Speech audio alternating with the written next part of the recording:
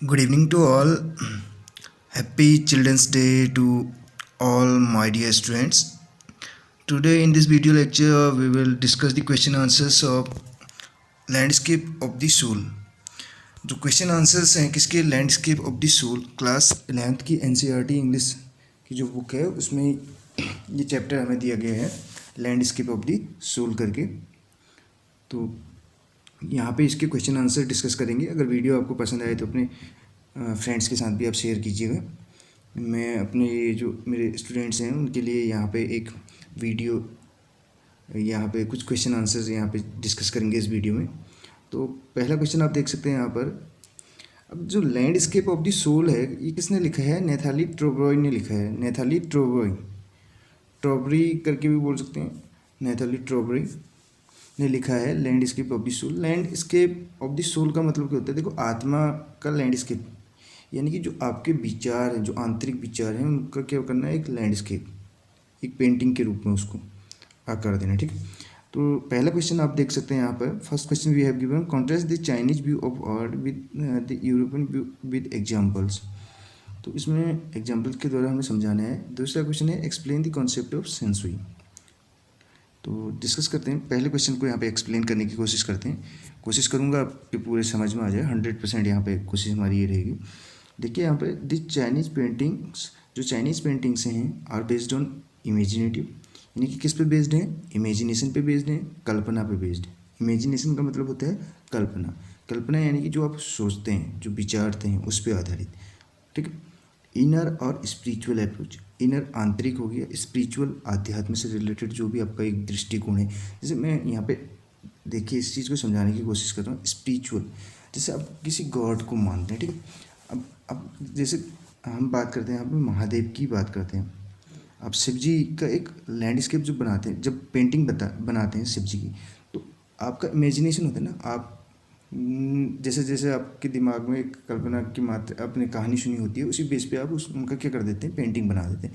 जैसे गणेश जी की, तो ये सारी चीज़ें किस पे बेस्ड हैं? इमेजिनेशन पे, कहने का मतलब है। अब किसी ने शिव जी या गणेश जी को तो देखा तो है नहीं, ठीक, जैसा उन्होंने कहानियों में पढ़ा उनके बारे में, उसी हिसाब से उसका लैंडस्केप में उसकी पेंटिंग्स तैयार कर देना। ठीक, वेरेज जबकि बात करें जो यूरोपियन जो पेंटिंग्स हैं वो क्या करते हैं? Reproduce an actual view. वो उनमें क्या दिखाया जाता है? एक्चुअल व्यू को दिखाया जाता है, जो रियल ऑब्जेक्ट होता है, कहने का मतलब जो रियलिटी में, जैसा कि कोई वास्तविकता में कोई चीज़ होती है उसको दिखाया जाता है। ठीक है, और फिर एक्सटर्नल, एक्सटर्नल का मतलब है बाहरी। ठीक है, इसमें अगर यूरोपियन में एक्सटर्नल दिखाया जाता है तो चाइनीज़ में क्या दिखाया जाता है? इंटरनल। देखिए, चाइना से संबंधित आप वैसे भी इसको कंपेयर कर सकते हैं ना। जैसे चाइनीज़ मोबाइल है, वो ओरिजिनल नहीं होता है, कहने का मतलब वो किस पे? अभी यहाँ पे आपको उसको कोरिलेट करना है कि इमेजिनेशन पे बेस्ड होता है। इंटरनल होता है चाइनीज और एक्सटर्नल होता है यूरोपियन। यूरोपियन पेंटिंग किस पे बेस्ड है? एक्सटर्नल, और चाइनीज़ पेंटिंग इंटरनल। ठीक है, जो आप सोचते विचारते हैं उस पर कौन सी पेंटिंग आधारित है? चाइनीज, और जो आप रियल में देखते हैं उस पर बेस्ड कौन सी है? यूरोपियन। और रियल ऑब्जेक्ट, रियल ऑब्जेक्ट जैसे साइंस के स्टूडेंट्स को पता है रियल ऑब्जेक्ट, वो रियल ऑब्जेक्ट में यूज़ करते हैं। जैसे कोई भी चीज़, किसी भी चीज़ का एग्जांपल देना है, जैसे आपको पौधे के बारे में समझाना है तो आप उसका रियल ऑब्जेक्ट ले सकते हैं। जैसे आपको किसी और चीज़ के बारे में समझाना है तो उसका मतलब आप रियल, वास्तविक जो ऑब्जेक्ट है उसको आप यूज़ कर सकते हैं। तो रियल ऑब्जेक्ट का मतलब ये। दी पेंटिंग्स ऑफ वू डाओजी, अब जो पेंटिंग है वू डाओजी की, वू डाओजी क्या थे? पेंटर थे। उनकी जो पेंटिंग्स हैं, और इसके अलावा दी मेटर पेंटर्स ऑफ यूरोप, और जो यूरोप के मेटर पेंटर्स थे वो इलस्ट्रेट करते हैं, इसके डिफरेंस को बताते हैं। किसके माध्यम से? अपनी पेंटिंग्स के माध्यम से। चाइनीज और यूरोपियन। चाइनीज का मतलब है इनर वन, और जो यूरोपियन है वो क्या है? एक्सटर्नल या आउटर। ठीक है, आपको ऐसे याद रखना है। तो ये क्वेश्चन आपको समझ में आ गया होगा, ऐसे मैं उम्मीद करता हूँ। ठीक है, इसमें कुछ ज़्यादा है नहीं, आप इसको अच्छे से समझ लीजिएगा। और किस बेस पे कहते हैं ये कि इंटरनल है, एक्सटर्नल है? जो वू डाओजी की पेंटिंग है और जो मेटर पेंटर्स हैं यूरोप के, उनकी जो पेंटिंग्स को वो इलस्ट्रेट करते हैं उसके बेस पे उसके डिफरेंस को बताते हैं। ठीक है, सनसुई का मतलब होता है माउंटेन वाटर। माउंटेन वाटर यानी कि जैसे झरना, वो वाटरफॉल होता है ना, तो माउंटेन वाटर का मतलब वही है। जब माउंटेन है तो उसके अगर वहाँ से पानी अगर निकल रहा है, तो जैसे वाटरफॉल आपने देखा हुआ, झरना, तो ये किसकी ओर रेफर करता है? Refers to style of Chinese painting. अब देखो, चाइनीज़ पेंटिंग की ओर इशारा करता है, तो फिर से आप चाइनीज़ पेंटिंग में ये कोरिलेट कर सकते हैं। इमेजिनेशन पे बेस्ड है, इनर स्पिरिचुअल अप्रोच। तो आपको अगर बड़ा जैसे आंसर देना है तो आंसर देने की टेक्निक ये भी है, जैसे रेफर्स टू चाइनीज पेंटिंग आता है दैट इन्वॉल्व्स, अब जिसमें सम्मिलित होता है नेचुरल लैंडस्केप। चाइनीज पेंटिंग में क्या सम्मिलित होता है? Natural landscape. The landscape which is an inner one. अब लैंडस्केप ऐसा वाला जिसमें क्या इनर वन यानी कि जो आंतरिक, जिसमें यानी कि कहने का मतलब है इमेजिनेशन दिखाई जाती है, कल्पना पे बेस्ड होता है जो। और स्पिरिचुअल देखिए वही चीज़ें बता रहा है, फिर से मैं बता दिया था ऑलरेडी, कॉन्सेप्चुअल स्पेस के बारे में बताता है कि क्या मतलब आप सोचते हैं, आपकी इमेजिनेशन क्या है, किस तरीके से आप कल्पना करते हैं किसी चीज़ के बारे में, उस चीज़ को एक पेंटिंग का आकार दे देना। अब देखिए it represents the two complementary pole. अब ये रिप्रेजेंट करता है यानी कि दिखाता है, दर्शाता है, प्रतिनिधित्व करता है दो कॉम्प्लीमेंट्री पोल्स। कॉम्प्लीमेंट्री मीन्स जो एक दूसरे के पूरक हों, जैसे इन एंड यंग क्या हैं? दो कॉम्प्लीमेंट्री पोल्स हैं। पोल्स का मतलब यहाँ पे ध्रुव से मतलब है, ठीक। जो इन एंड यंग जो कॉम्प्लीमेंट्री पोल्स हैं वो क्या करते हैं? इसको रिप्रेजेंट करते हैं, रिफ्लेक्ट करते हुए किसको? The Daoist view of universe. Daoist का जो व्यू था यानी कि अपना उनका एक जो एक बोल सकते हैं पेंटिंग टाइप की थी, किसकी? यूनिवर्स की, पूरे ब्रह्मांड की। उसको क्या करते हैं? रिफ्लेक्ट करते हैं। कौन से दो? ये दो पोल, इन एंड यंग, जो कि क्या है? कॉम्प्लीमेंट्री पोल्स हैं। ये रिप्रेजेंट करते हैं किसको? माउंटेन वाटर को, ठीक। ये आपको याद रखना है। नेक्स्ट क्वेश्चन आप देखिए यहाँ पर, What do you understand by the term outsider art and art brut और raw art? Outsider art आपको पता है, हमने बात की, और raw art आप ऐसे भी इसको समझ सकते हैं। आउटसाइडर का मतलब है बाहरी, बाहरी का मतलब है यूरोपियन, जो कि रियल ऑब्जेक्ट पे बेस्ड होगा। देखिए इस क्वेश्चन को डिस्कस कर लेते हैं, पता चल जाएगा कि क्या कहना चाह रहा है। Outsider art refers to those art who have no right. देखो ऐसे, देखो आउटसाइडर आर्ट का मतलब ये रेफर कर रहा है दोज आर्ट, उन कला, वो उस आर्ट की ओर, उन यानी कि कलाओं की ओर, हु हैव नो राइट, जिनके पास कोई अधिकार नहीं है। किसका? टू बी आर्टिस्ट, आर्टिस्ट कहलाने का, या एक आर्टिस्ट के रूप में किसी भी प्रकार का उनके पास राइट नहीं है, अधिकार नहीं है। As they have received no formal training, क्योंकि इनका कहना है कि उन्होंने कोई फॉर्मल ट्रेनिंग इसके लिए नहीं ली होती है। Yet show talent and artistic insight, इसके बावजूद वो क्या करते हैं? अपने जो टैलेंट है उसको शो करने की कोशिश करते हैं और अपना आर्टिस्टिक इंसाइट को व्यक्त करने की कोशिश करते हैं। जैसे मैं ही हूँ, मैंने अगर ट्रेनिंग नहीं ले रखी है, कहने का मतलब है, तो मैं आउटसाइडर आर्ट में कह रहा हूँ। ये कह रहा है इनके पास कोई राइट नहीं होता है, क्योंकि इन्होंने कोई फॉर्मल ट्रेनिंग नहीं ली होती है। ये अपने टैलेंट को शो करने की कोशिश करते हैं, और जो इनकी विचार कल्पना पे जो आधारित है उसी को ये पेंटिंग का रूप देते हैं, ठीक है। जैसा ये इमेजिन करते हैं उसी को पेंटिंग्स का रूप दे देते हैं।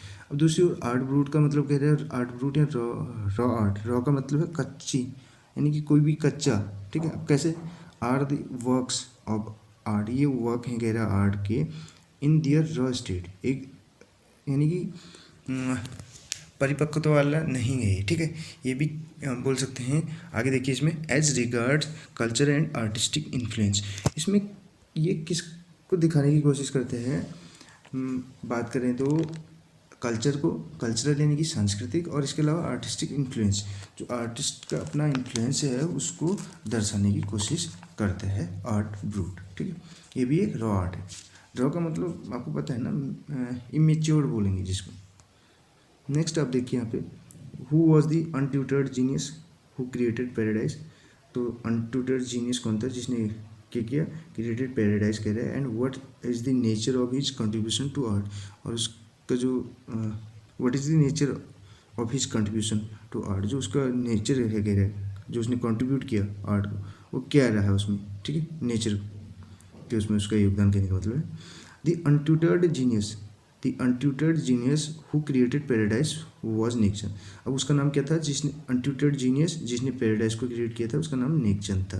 और ये कितने साल के थे? An 80 year old creator director, 80 years के थे क्रिएटर और director, who made the world famous, जिन्होंने बनाया विश्व प्रसिद्ध, वर्ल्ड फेमस का मतलब विश्व प्रसिद्ध रॉक गार्डन, ठीक है। रॉक गार्डन बनाया कहाँ पे? चंडीगढ़ में। अब इतना तो आपको पता हो गया, नेकचंद थे 80 साल के ओल्ड क्रिएटिव डायरेक्टर थे, जिन्होंने वर्ल्ड फेमस रॉक गार्डन बनाया था कहाँ पे? चंडीगढ़ में। His was an outsider art, उनका जो आर्ट था वो क्या था? आउटसाइडर आर्ट था। हिज वॉज एन कहने का मतलब his art was an outsider art, in which, जिसमें उन्होंने क्या किया? ही स्कल्प्टेड विद स्टोन, जिसमें उन्होंने पत्थर पर नक्काशी करने की कोशिश की, ठीक है। नक्काशी करना यानी कि कोई ड्रॉ करना, उसमें पेंटिंग का आकार देना, जैसे तराशते हैं, आपने देखा ना, नक्काशी करना यानी कि डिग करना उस पर, जैसे हैमर से, ठीक है। इस टाइप से उन्होंने उसको किया with stone and recycled materials. और जो रिसाइकल मीन्स दोबारा जिसको यूज़ में लाया जाता है, ऐसे मटेरियल पे नक्काशी करते हुए उन्होंने वो किया था इसको। ही यूज एनीथिंग एंड एवरीथिंग, यानी कि हर संभव उन्होंने कोशिश की उसमें। फ्रॉम अ टिन, यानी कि टिन से लेके to a sink to a broken down car, sink से लेके बोले ब्रोकन डाउन कार, इन सारी चीज़ों को मिला के उन्होंने क्या किया, टू फॉर्म, एक नया आकार दिया। एन आर्टिस्टिक पीस, एक आर्टिस्टिक पीस का को आकार दिया, यानी कि एक आर्टिस्टिक पीस बनाया अपना, ठीक है, कोई नई चीज़ बनाई उससे।